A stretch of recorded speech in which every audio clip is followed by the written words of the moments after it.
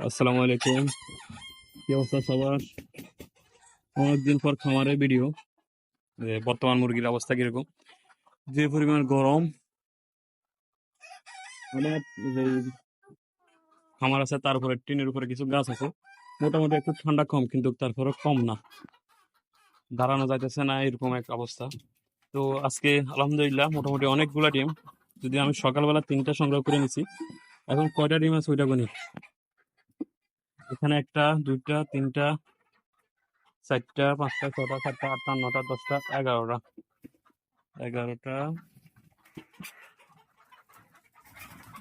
12 12 13 13 আর সকালে নিচ্ছি মোটামুটি 3টা, তাহলে 16টা ডিম আলহামদুলিল্লাহ।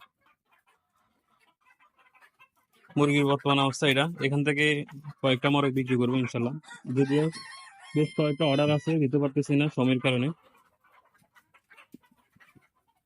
ও আচ্ছা, আরেকটা এখানে আছে 17টা ডিম আলহামদুলিল্লাহ।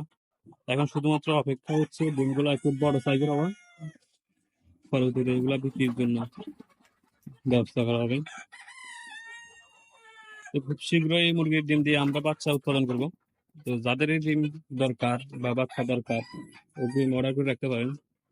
আমাদের অঞ্চলে অনেকে আমাকে আগে থেকে বলে রাখছে যে কিছু ডিম দেওয়ার জন্য। ইনশাল্লাহ খুব শীঘ্রই সবাইকে ডিম বা মুরগির বাচ্চা দেবো।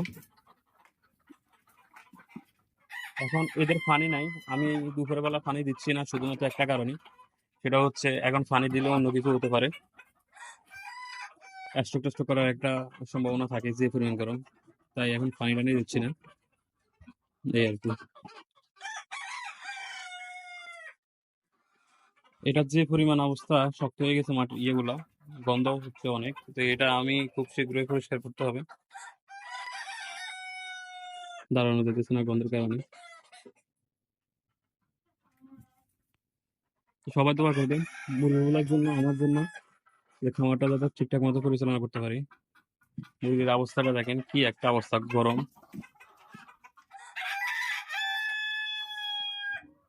ঠিক আছে, আল্লাহ হাফেজ, সবাই ভালো থাকবেন।